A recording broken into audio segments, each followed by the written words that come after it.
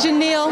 This is your event, and you give us CW Las Vegas and all the other producers that want to be here an opportunity to be on the red carpet tonight. Tell me, what do you think?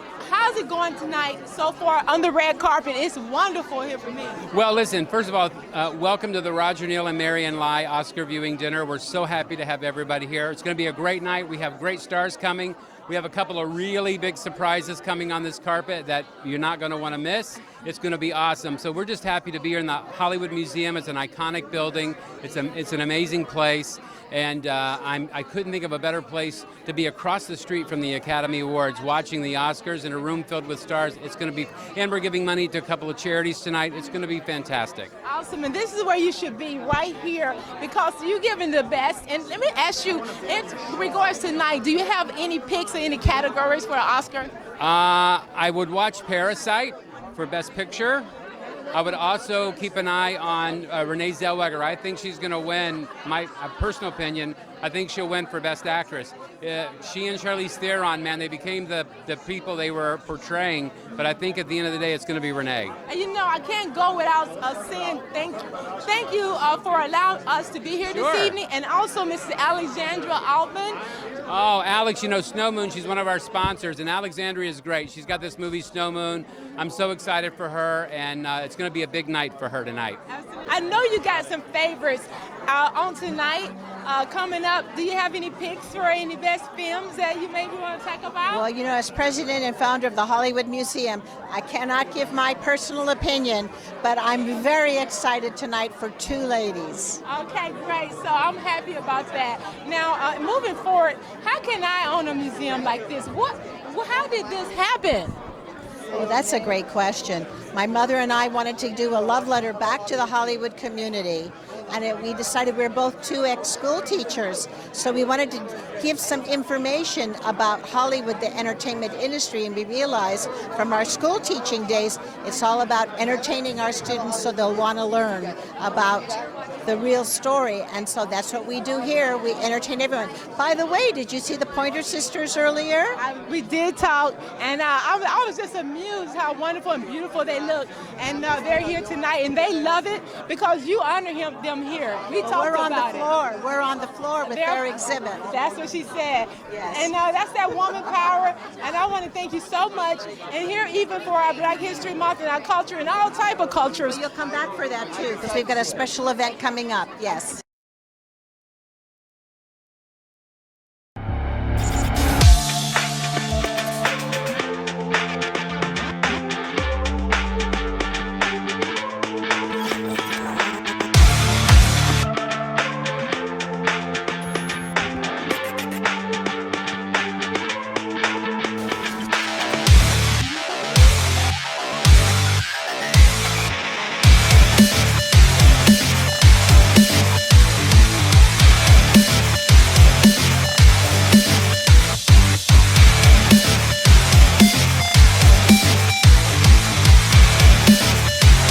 Hi, this is Frida Payne, and keep watching Val TV on CW.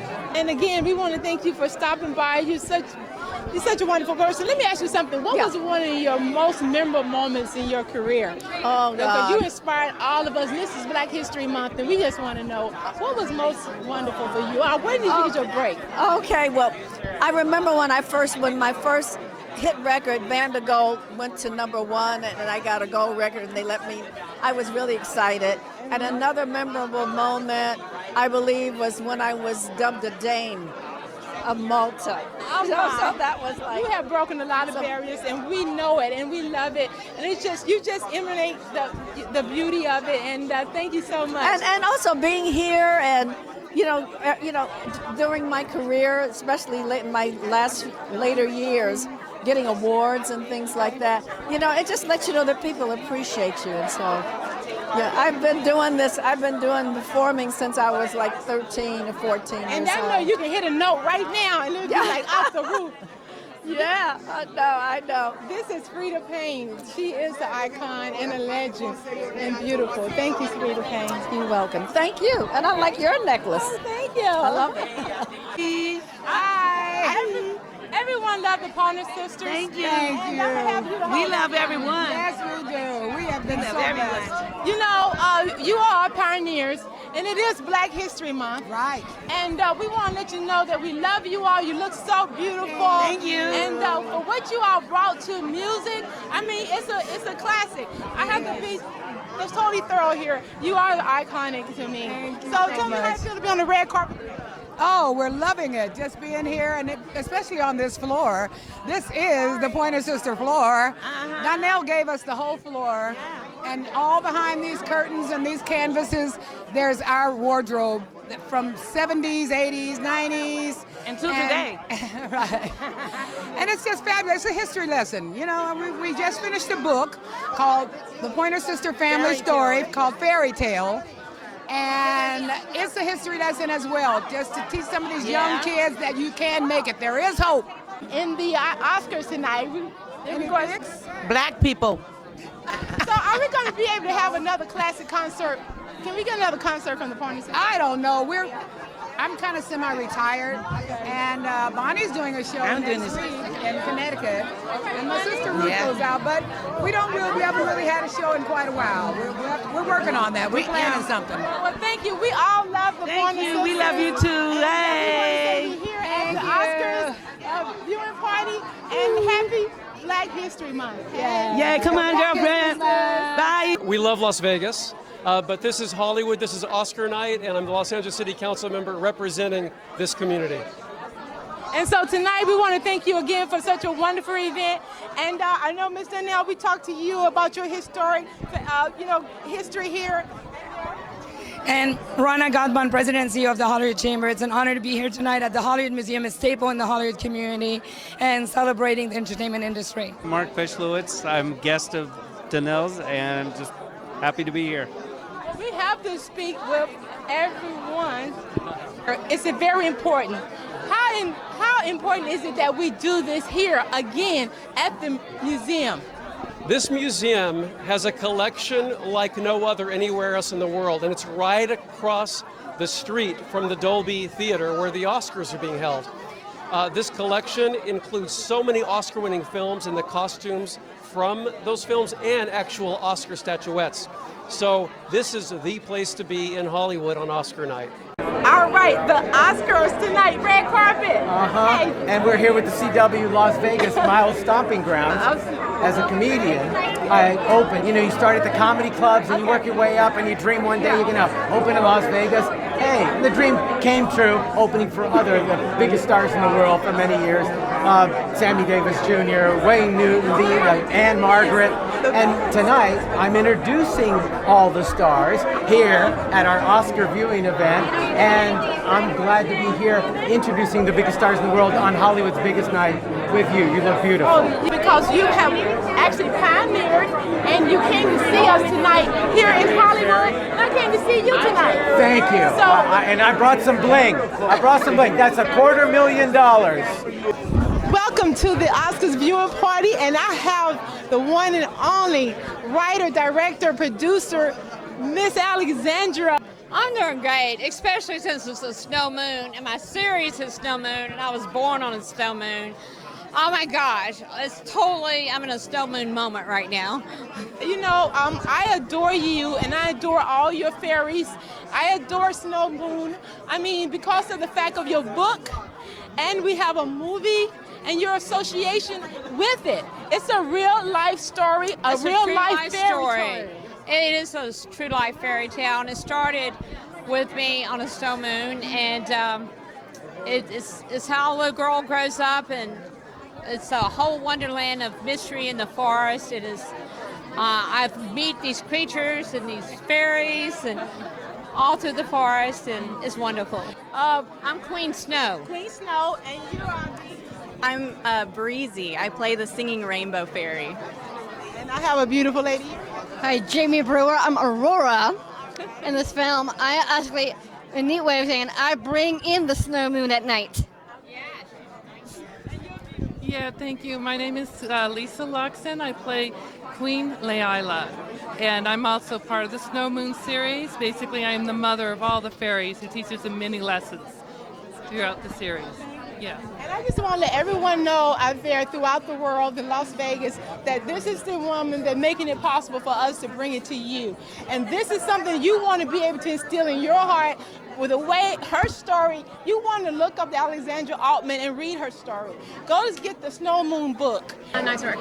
Karen Schroeder. Hello. You are the talk of the carpet. Oh my goodness, thank you very much, Jordana Gelhausen. Isn't she amazing? Amazing, and you wear it amazing too. Thank you very much. On the red carpet, this is how you're supposed to look, and here in Las Vegas, this is what we like to see. We come here and so that we can hear from you all. What is your thoughts today on the Oscars viewing party? Well, I think everybody looks fabulous, and I love that we get a day to dress up and wear amazing pieces like this and celebrate our industry. Absolutely. And so for tonight, we got some great categories here. Do you want to mention any that you may be looking forward for a win tonight? Absolutely. I am so behind Parasite. I love that movie. I spent most of the movie going, it was so surprising, and I love when things catch you off guard. I thoroughly am supportive of that movie. I'm very excited. There are so many great categories and icon awards, and this is well deserved of each and every one of them. Absolutely. It's going to be a tough time having to choose. I'm glad that I don't have that tough job tonight. So I know we can look for a movie. What are we looking forward to you in the future? Okay, absolutely. You can check me out. I'm on Hulu in I Am Frankie. We are streaming now, and we are also streaming in Australia. Yay! Yeah, Australia, I love Australia. Michael Mike. Yes, ma'am. You're the man. You're the man here tonight, and I want to thank you for your wonderful direction and cinematography. And CW give Val TV Network the opportunity to actually share with you. And we want to thank you all for joining us. And see CW33 as well as DFTV Sports now every week has some type of new amateur and professional sports. We're going to broadcast live for you guys exclusively. So if you ain't watching on one, you can automatically see it on the other, and that's the purpose of teamwork. Absolutely. And I want to thank everyone here that made it possible for Val TV Network and CW Las Vegas to come and for the viewing party of the Oscars, of the Best Picture, of the Best Film, Best Director. This is where you want to be, and thanks a lot for joining us. Yep. We're bringing it to you, right, Mike? Live right here, guys. Stay tuned. There's more to come. You know, teamwork make the dream work. Well, I ain't sleep yet, so we got a lot to accomplish. Hey, Eddie. Yes, ma'am. This is yours. And we just want to show the world. Tell us, wonderful, when you first got this Oscar. This is a real Oscar award. And it was given to you, Eddie, and tell your fans about when. Okay, well, this is a very interesting story because I invent things, and one of the things that I figured out in 1985, after 15 years of R&D, starting in 1970, I figured out how to make video look like film, commonly known as 24p. And I spent another 15 years from 1985 to 2000 trying to convince the industry it was a good idea to put it in cameras.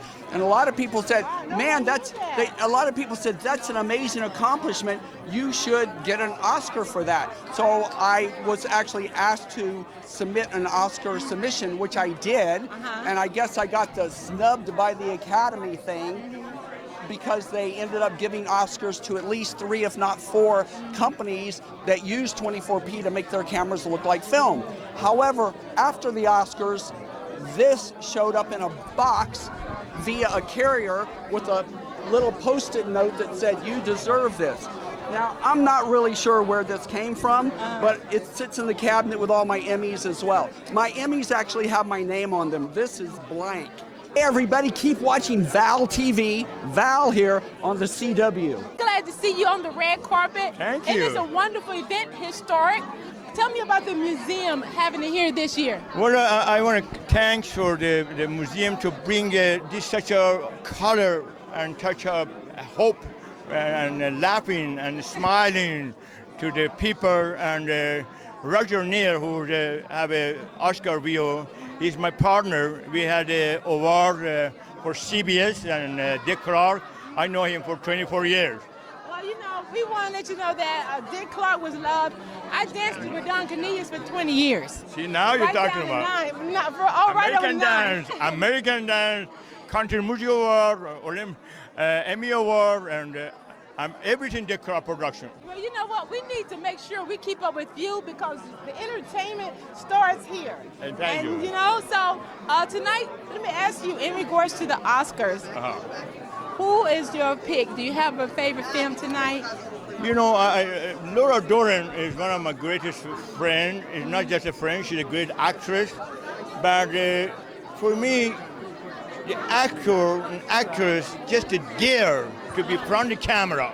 Right. That is, I'm a thank you because you have to just not the matter of the winner, but I love Oscar, is inspired, but we have to encourage. That's encourage other people.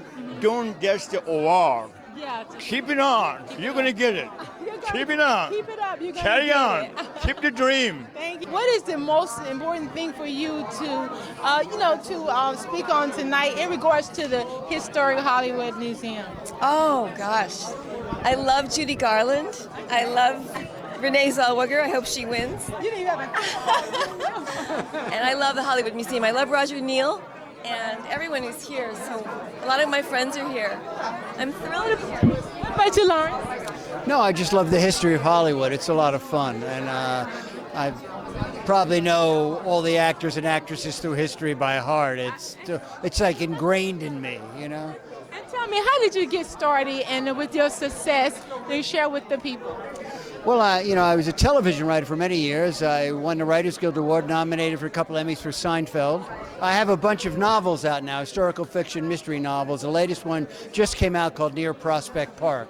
It's about a young lady in the late 19th century when there were no female detectives. This was a real detective who was sleuthing cases back then. It was kind of cool, actually. I was in for a Nobel Peace Prize. for crying out loud. I'm writing, directing, and producing. I starred in Too Close for Comfort with Ted Knight, played my father. And then I was in Curb Your Enthusiasm, which was also written by Larry David, Larry David, who created Seinfeld. But women we need more women directors. I really wish Greta Gerwig had been nominated for an Oscar for the directing. I love Little Women. With the museum being established by women, now I know you're a man, but don't worry about it. I love women. I'm for women 100%. I don't know what you're talking about. I'll tell you who I think is going to win Best Picture in 1917. Sam Mendes. Why? Did you see it? It is so brilliant, even though it's all men. And I was upset. There's no women in the movie at all. It used to be a thing. But this is a brilliantly done, heartfelt film about his grandfather.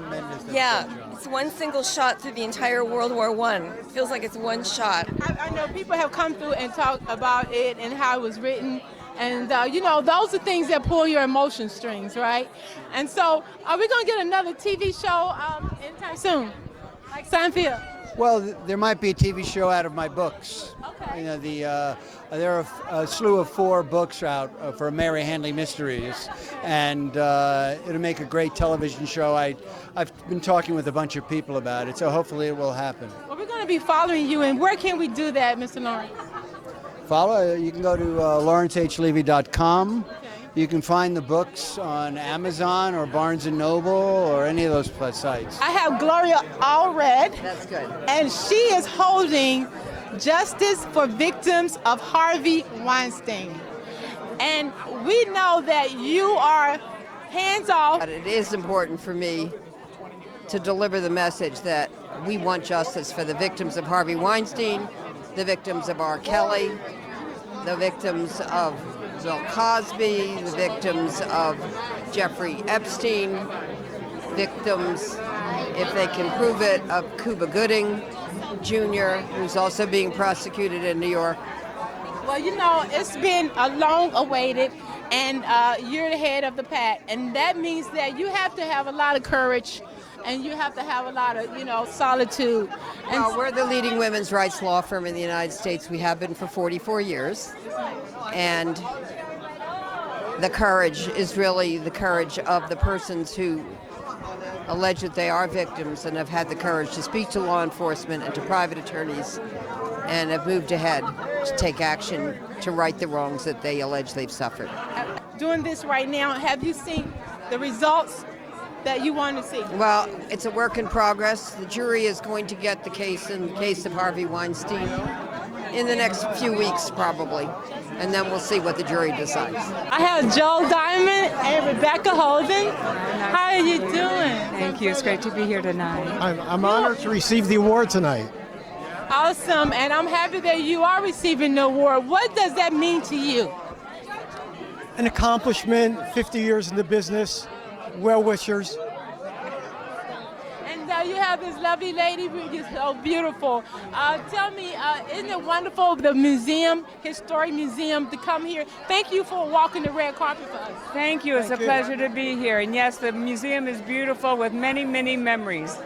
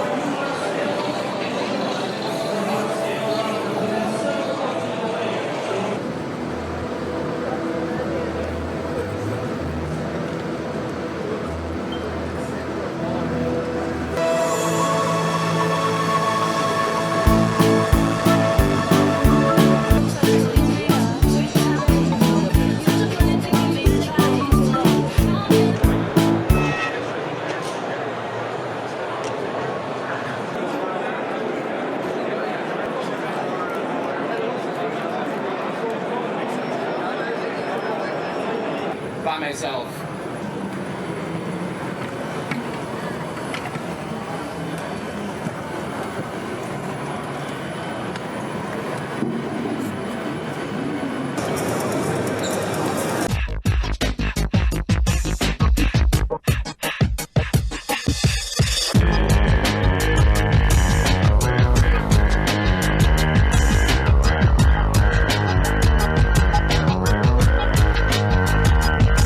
Hi, I'm David Phillips. I'm the artist, writer for comic book Agents of Soul. One people, one cause. Agents of Soul, not just a comic strip. It's a movement. It's an actual movement. I'm going to be appearing at the San Diego World Beat Center in San Diego. That's going to be February 22nd and 23rd. Come on down. There's going to be black comic book creators and writers down there. We're going to have music, food, and a lot of entertainment. So come on down there, support not just Agents of Soul, but all the black artists that are going to be down there. And we're here, the entertainment capital of the world, Las Vegas. We're going to take some of that exuberance and excitement of this wonderful city, and we're going to take it down to San Diego at the World Beat Cultural Center, where I'm going to be at selling Agents of Soul comic books. We're going to have music, entertainment. You'll be down there with other black artists, writers, cartoonists doing the exact same thing. Come join us. One of my most exciting issues here will be down there. This issue here is dedicated to the Tuskegee Airmen. I really like this piece. It's called Connected.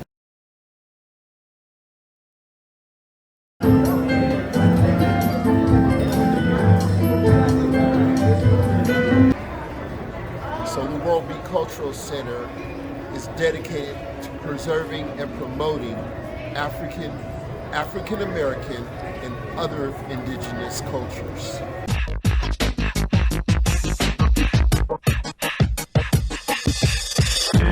Bob Aaron, everyone loves you. You're a pioneer, and here we are back at the heavyweight champion platform. I mean, give me some feedback on how wonderful it is, you know, to keeping it live. Ever since you've been around, you have been doing that. So what is your take on this big fight with Fury and Deontay Wilder?